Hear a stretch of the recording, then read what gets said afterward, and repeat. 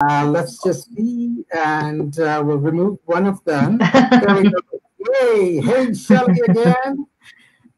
So where I'm going with this is that people are suffering from job loss. People are suffering from being stuck at home and the social isolation when we need a community to come together and build on our mental health.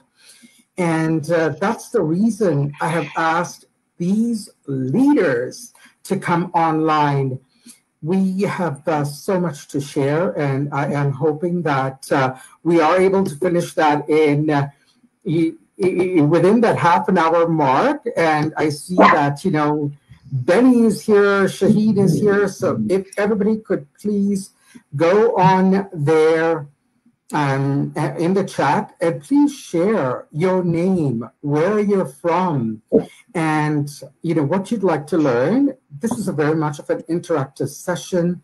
We love to have fun. It is a serious topic, mental health, but these rock stars know how to kick up the game, and so I'm very excited to have everybody on. So I'll start with Shelley. Shelley, you were the first person I connected with on LinkedIn, as a matter of fact. And it was at that time I was like, oh, I wonder who this person is, that person that is, wanted me to be part of all of the good things that were happening. And I said, okay. And a few months later, I woke up in the morning and my LinkedIn feed notifications was just going out of the roof. I was like, what's going on? Now, a few weeks prior to that, I had seen these rock stars, these people who are just great on LinkedIn, and you showcase these people once a month. And it is these LinkedIn trainers, trendsetters. And I was like, wow, these people are great. And the next thing I knew, a few months later, I think it was 4 months later, you had me on with Jane Hornbeck, who was on last week. You had me on with Maureen Wexon as well. And I was just like, me? So, we started a relationship on LinkedIn. We moved it to Facebook. And since then, we've had so many conversations, and we've really built that relationship that I can always count on you, and thank you so much. Right? The next person I connected with was with John Gora. Now, the reason I saw John's post, it shows that he is from Kenya. Jambo John, habari yako? Jambo sana, mzuri. Asante, umezaliwa Kisumu ndio? Nimezaliwa Kisumu, mimi ni mzaliwa wa Kisumu. Mimi naenda Kisumu lakini samaki, tilapia, mimi nataka kula tilapia. Tilapia na ugali. The typical food in Kisumu, right? It is so true, right? Now, you've moved to Bahrain, but we still are able to communicate in Swahili. My Swahili is rusty. I do speak 7 languages. None of them perfect, so please excuse me. And the thing about this is that it is that kindness. It is that way of connecting with people. And I connected with you then on Facebook. And we've had I had this kindness thing where I asked you to be part of a Smile campaign, John. And I have a banana here. And that is part of cognitive behavior therapy, is that bananas have tryptophan and help with the happiness, the serotonin. And you were so kind and you joined in.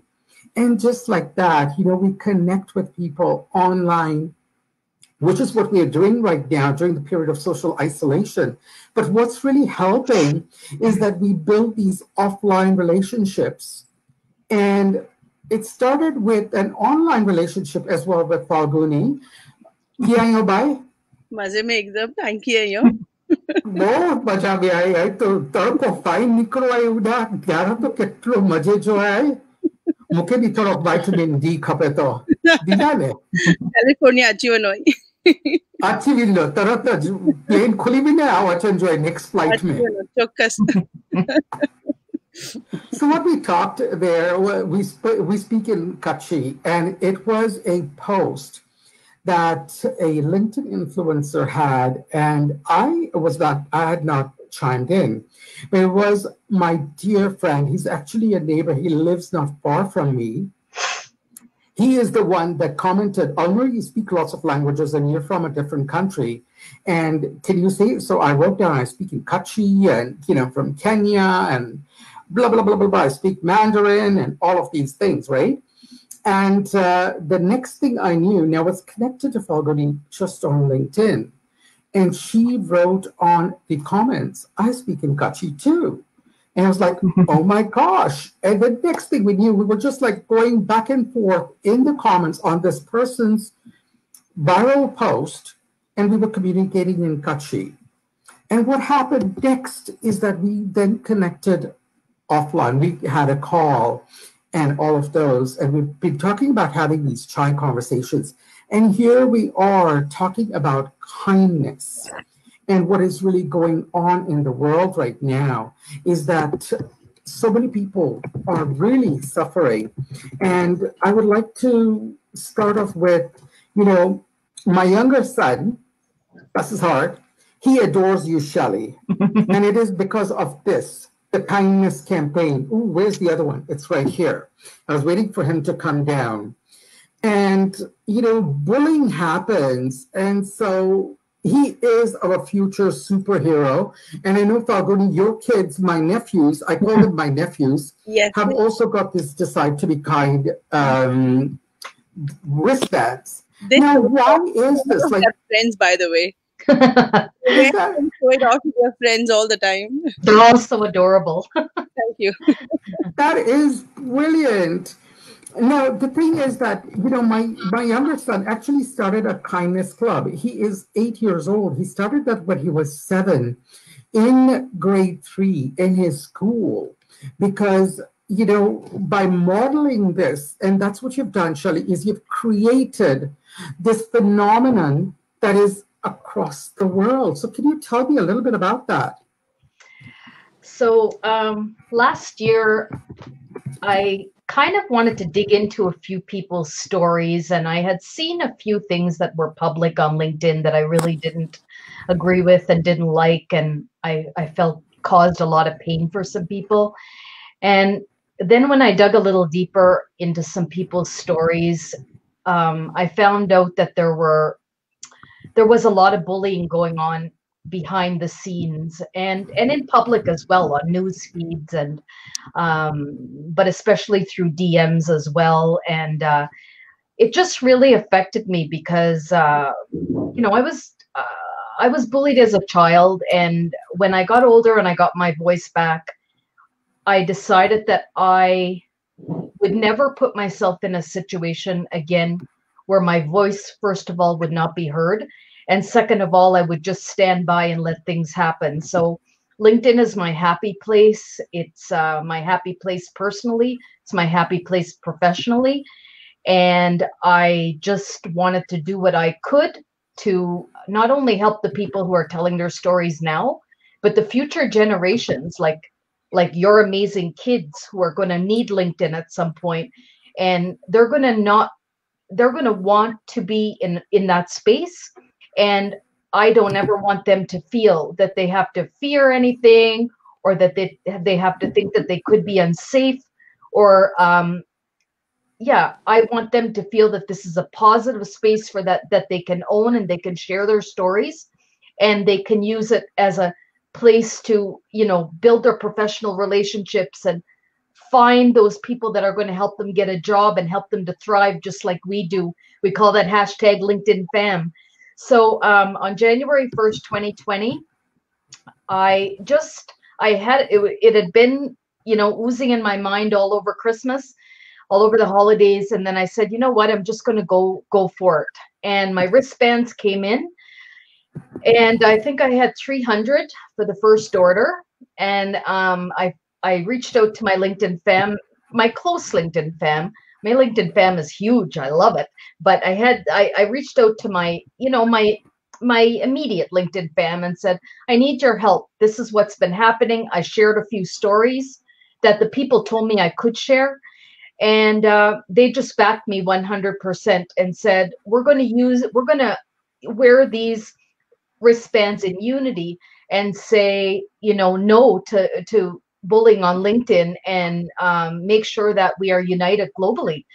And I would never have imagined, if you had talked to me back on January 1st and said, Shelley, where do you think this is going to go? I would have said, well, I hope it's going to go somewhere, but like, I don't know, because I did have a little bit of fear that it wouldn't go anywhere. But honestly, it has, every day I have orders, and every day I'm sending out wristbands to all over the world. And then we get to unite because we're speaking the same language, and we're wearing these, and we're speaking in unity, and we're coming together, and we're helping each other to share a message. And so now I've gone through 600 wristbands. I'm into about the 610 mark. So it's really incredible when you think about it, what LinkedIn family can do, and what a community like LinkedIn can do, and how powerful it can be when we want to spread a message. And my message is that we're not going to change things completely, but neither do we have to. We just have to remember that the more people, the more hands we have wearing a wristband or moving towards a cause, the more chances we have of committing to that cause and getting people on board. So it's the message. And I'm so proud of everybody that has come together. And I mean, it's heartfelt. I can't even talk about it too much because I'll begin to cry. So, but it's something that it's navigating LinkedIn with purpose now for me. It always has been, but now there's that added message behind it, that it's not just about being on there, but it's being on there with a purpose. And that's my purpose. That's fantastic. Maureen Novicki, my dear angel, soul friend, you featured her on a LinkedIn post, and she had created this. And it was tagged too, if I'm not mistaken. And she had it as anklets with these beautiful flower shoes. And she exudes that kindness and all of that. So Falguni, I'll turn it over to you. And what does this kindness mean to you? Because you are always showing that kindness on LinkedIn. You are, your posts talk about that. And why is this important? What does it mean to you? So thank you, Alnoor. So kindness is the way of life for me. It is the language we speak and the actions we take day in and day out. It is how we show up in the world, right? So for me, kindness begins from home, and it just kind of spreads out, just like how we reach out to the entire world and show up in front of the world. I think that's exactly what that is. It is the language we speak. That's lovely. And, I also see these posts, and you show your kids really embracing that. And I was just on a LinkedIn Live this morning. It was with Joseph Yusuf and Joy Abdullah. Now, Joy is not on Facebook, but my dear friend, another mentor of mine, Patricia Morgan, she shared about how we can model this and what we should be talking to the kids about COVID-19. And the way we talk to them is by sharing by example. And that's exactly what you're doing. You're modeling that behavior. And so I have a 14-year-old, and I'm going through a little bit of a tough time because, yes, he's 14. His name means blessing. And John, you know what baraka means. It's very much an African word, a Swahili word that means blessing. It means barakat. It means, the good things and all of that. So it is really important that we are sharing these tools to our future. And with that, you are not only modeling that behavior, but you're living and being a breathing example by continuing it every day. And so are there times when you feel like, your kids are not listening? Because I see their eyes rolling, but I know the minds are listening. And as a parent, that's really difficult. But what is one thing that you do to keep your self-compassion? Because we can be our worst critics and not be kind to ourselves. Are there any things you do for your self-kindness? Falguni? I thought that was for John. I'm so sorry. No, it's okay. I'm coming to John. Yeah. All right. So, yes, I think it is really important to model that behavior for the kids. I think it starts with ourselves, exactly as you were mentioning, right? So, and the kids always are just only going to do what they see us do, not what they hear us, right? What they hear us say. So, I think it is important for us to model that ourselves. And then the thing about kindness is that it starts with us, for us first. Like, we have to be kind to ourselves first. If we cannot be kind to ourselves, we just can't be kind to others. It's as simple as that, right? So, and when I say kindness towards us, it also means acceptance, it means love, it means all of those things for our own self, right? Because if we can't love ourselves, if we cannot be kind, and kindness also, if you look at that, it means forgiveness, it means all of that. If we can't do it for ourselves, there is no point, right? So I think it is about accepting ourselves first, loving ourselves first, and then showing that love outside to the others as well. Thank you so much for that. That is brilliant that, you shared that. And sometimes I think about, I'm really fascinated by the boring dervishes. They are originally from Turkey. They are the ones that whirl around. And when you see them dancing, I really get pulled in. And how they do this is they've got their one hand above, reaching for the higher being, God, the supreme being, the divinity, whatever you call it. And the other hand is going down and giving that energy down. So you have to be accepting that energy over there, because if you keep doing this, then you're pouring and making your own cup empty, your own chai cup. And so it was brilliant that you talked about that acceptance piece, and it starts with self. And so there is this thing that I wanted to bring from John, is that I've been seeing his videos. Now, he's also posting so much on Instagram as well. And it starts with that kindness as, being an ambassador. And there's so many people who bash that. There is that bullying that's going on. And they're not, you linked up with Rahila Khan, you linked up with so many other people who are in this bandwagon of bringing this kindness forward and doing Do One Give by Jacqueline Ray, another Canadian. There's so much goodness that's happening. How are you taking what you're doing and bringing it to the next level when sometimes there is some hate that happens? Wow. There's a brilliant question, Mr. Alnoor. I would like, first of all, to appreciate being here with you guys. My friend Falguni, it's nice to see you. And Shali as well. It's brilliant that we're having a platform together to share kindness to the world. So, in terms of the question that you're asking, Alnoor, there's nothing so big in this world than kindness. And the most important thing is trying to define kindness, first of all, to understand it, to bring it to a level where each of us can understand what kindness is all about. And what Falguni said, if I link it with that and I link to a question that you were asking, you see, it is not about how I am bringing it or how I'm managing it or being able to do it, but it is how I am able to understand it and to make others also to understand what kindness is all about. A lot of people talk about kindness in terms of giving something. And when you view kindness in terms of giving, a lot of people withdraw from it because not all of us has something to give, right? So I also talk about people waiting to be comfortable to give kindness or to show kindness. And then somebody reminded us that, if you remain in a comfortable zone, then you can't reach success, right? So some people think that comfort is when you are successful.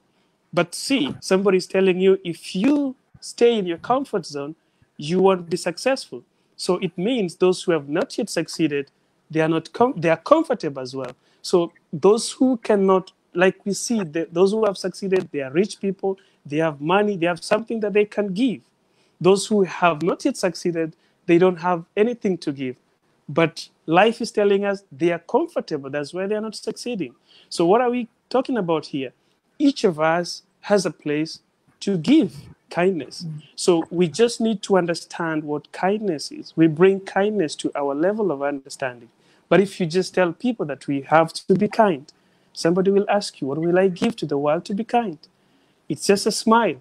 It can be kindness. So each of us need just to understand what kindness is all about. We don't need to preach about kindness, but we need to start, chewing it, making it so simple for each of us to understand what kindness is all about. Alnoor.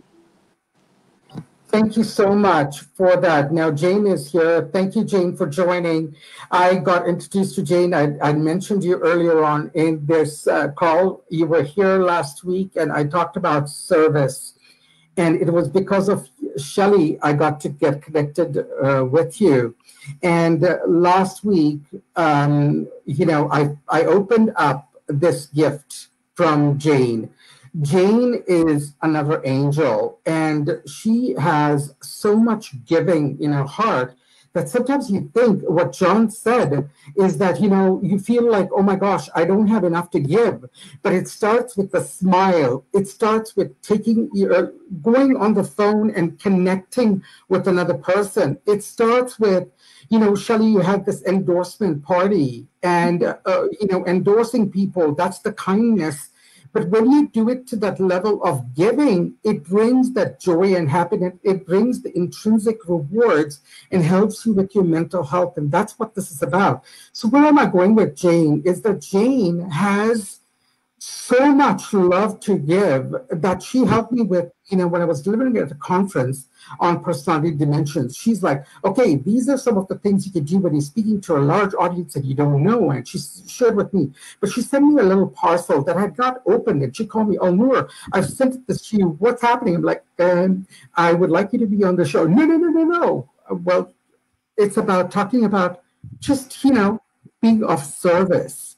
And that is what you were talking about, John. That is what you were talking about, Falguni. That's what you've been talking about, Shelley, is that each of us have something that we can do. It doesn't have to be the magnitude of what it is, like, giving money, because sometimes we don't have that. And I'll be perfectly honest, it's been a very hard journey being a self-employed entrepreneur for the past few years. But what I do is I give my time and knowledge to my religious community. I volunteer. I'm in the National Mental Health Leadership. And so when I opened that, there was a cup inside, and it said strength and courage, Joshua 1:9. And it was, Jane is so much into the spirituality as well. So thank you so much for that. And inside that was one of these bands as well. And confetti is that, what? Kindness doesn't mean that you have to give all of these big things. Go to your neighbor and bake something if you have the, put in one extra handful of rice and go give that, share that. And the thing is that, when we open our hearts and all of that and we give, we are able to get more. We have this scarcity mindset with everything that's going on. So it's just been, yes. You're still here, Robert. Thank you for making it. He was together with Jane last week. He was brilliant, all about energy. And yes, Benny, this is brilliant. Ubuntu, one for everyone. If I'm not really making it all the way sense, but my uncle, the one who was adopted for to be my kid's granddad, and he was like, "Why me?" And I said, "I don't have a dad, and my father-in-law has passed on, and he is, a person who is of a same-sex orientation." And it was like, it's all about that kindness there. It doesn't matter who you are when you bring that love and all of that. So Shelley, I would love you to share where can people get your bracelets, please? If you can even add it in the comments, I can get it to show into the feed and we can learn about that. And while Shelley is doing that, Falguni, do you have a book? Do you have a website? How can people get a hold of you? What is one brilliance that people can tap into with that kindness piece? So I can be found on LinkedIn almost every day, every other hour. I can be found there. I can be found on all social media platforms. My book is coming out soon, and my website is work in progress. So you asked all great questions that I think I am happy to report that I'm progressing good on. Um, the one thing that I want to say is that be a channel of kindness. It doesn't matter how much or what you are giving. Just be a channel, exactly how you were mentioning, Alnoor, a little while ago, where you have one hand up and the other hand down. It's about being a channel. It's coming to you from somewhere. So thank God for that it is coming to you, and then be a channel of giving it to somebody. So, don't keep it with you, just pass it on, right? So that's the whole point. It is about kindness, that we have to just give it on and be mindful and thankful for the kindness that you have been received in this world as well. Like, there are so many people that have been kind to you, so be grateful for that and become that person for somebody else. That's truly what it is all about. I had shivers when you said that.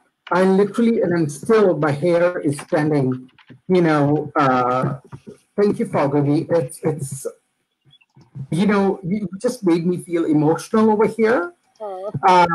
You've extended so much kindness to me since we have connected online. And it is because of that, it keeps this going on, is that kindness that you give. John, how about you? Do you have a book that's coming out? I know you have the One Nation, One Talk podcast.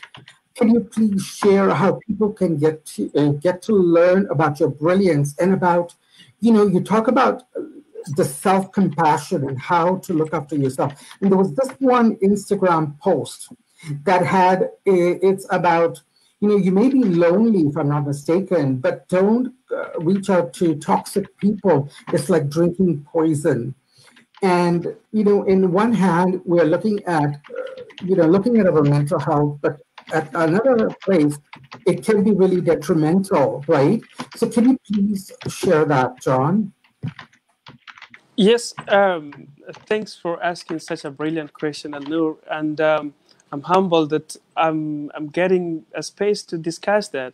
The world right now is rotating in something that we can call the backside gear or the reverse gear, such that we are trying to live a life that is not ours, or we are trying to please people, not ourselves. And what people want to see is they want to see successful people. People don't just want to see people who are not showing signs of some shining golds and showing signs of some shining, diamonds. So the problem with this is that people forget about themselves and they start working for people. They start working for what you want to see, not what they themselves want to see. And that's where self-compassion gets distorted. So you see, compassion is all about dying together, holding hands together and say, we are going to face this together. But then we cannot do that if we cannot say that I will die for myself, right? So first of all, we've got to love ourselves by giving that compassion to ourselves. That post, I try to think about what really happens or goes around people's lives when they are alone.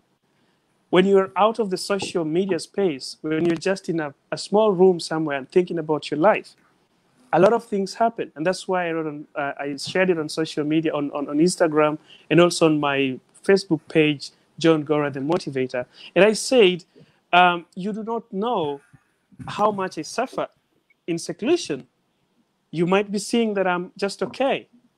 So a lot of people are walking, but I'm sorry to use this term, they are walking dead. They might be walking. You might be looking at them and saying, oh my, he's living a very, luxurious life. But the reality is he's living that life for you, not for him. So first of all, we've got to sit back and just ask ourselves, what is good for me? Not what's good for them, what's good for the world. Yes, we need to die together. Before we die together, die alone. If you know how to die alone, you lead others to die as well. So let us not suffer together, but we are killing ourselves. That's what we call self-compassion. Just be somebody who is not, they say self-love is not selfish. So first of all, compose yourself, get yourself together. If you do that, it will be also so easy to make other people know how to be kind to themselves and also to the world. The reason why the world is thinking that showing kindness is something so difficult is because we are living what world wants us to live, not what we want ourselves to live. And therefore, that's why people think that I need to have so much money to show kindness. I would want to give a very simple example. Imagine a security guard and standing at the gate front, and a CEO comes along and winds down the windscreen and says, "How are you?" with a smile, and he drives away. And another security guard standing there, and a CEO comes, or another manager, or even the supervisor, rolled up his windscreen, doesn't talk, he tries to salute or he tries to wave, and this guy doesn't respond. Do you know what? You can imagine the difference that goes in the two minds. So this is just part of kindness. We need to know how to give it, not how to show. And I always tell the people around me, don't show kindness, give kindness. The show of kindness is like, I come to you, my brother Alnoor, and I tell you, how are you, Alnoor? And I'm smiling. But inside me, I'm saying, I wish I could get something to break his jaws. That's how we show kindness. But when you give kindness, you give it, you're not going to take it. You're giving it, you don't expect anything back. You're giving it without something inside you. That's only can happen when we try to learn what self-compassion is. That's why don't just look at them, look at you and smile at what is happening inside you, not what is happening outside there. I'll do. Love that. Love that. Oh my gosh. This is what I want, is us to be authentic, for us to be honest. And what you did there, John, is that I still, oh my God, just 1 second. Thank you. Thank you. You've put in the words that so many of us are afraid to share. And what is going on in so many people's minds is that sometimes we are so afraid to share what's really happening. And yes, I lived that, John. So I really appreciate that you went ahead and shared that, because that is what it is that life is not only the rose-colored glasses. It is the thorns that are sticking out. While we can embrace the bouquet of the roses, we have to understand that in that, there is also going to be spaces where you're going to get pricked and you're going to feel the pain, and you're going to feel, and that is what life is that, we think that we need life to be perfect. And you know what, folks, I hope you don't mind staying a little bit longer, Sharifa and John, because we have gone past the half-an-hour mark, but we've come to something that's really deep. And as Emmy even shared deep thoughts, is that please stay if you can. And the thing about this bouquet of roses and about the thorns, and we want there not to be thorns, but the Aga Khan, Sir Sultan Muhammad Shah, the religious leader of the Ismailis, he grandfather of the present Aga Khan Shah Karim, Prince Karim Aga Khan, he said, struggle is the meaning of life. Victory is in the hands of God, but struggle is man's duty and should be his joy. And we think, oh, why does God want us to struggle? But that is, and I shared that also on the LinkedIn Live, is that it gets us to understand that, what, there is a purpose to this. What is the lesson that is being imparted over here? And this is not about a religious thing. And, it doesn't matter what faith you belong to. It's about coexist. Whether you belong to the Christianity faith, the Muslim, the Jewish faith, the Hindu faith, whether you're Zoroastrian or you're a agnostic, it doesn't matter. We are, and you know what, John, another thing that you had shared, sorry, Shelley, I'll come back to you, is that what COVID has taught us is that it doesn't matter who you are. It doesn't matter where you're from. It doesn't matter if you're rich, if you're poor, if you are wherever. It is impacting us all the same. And what are we going to leave with when we leave the earth?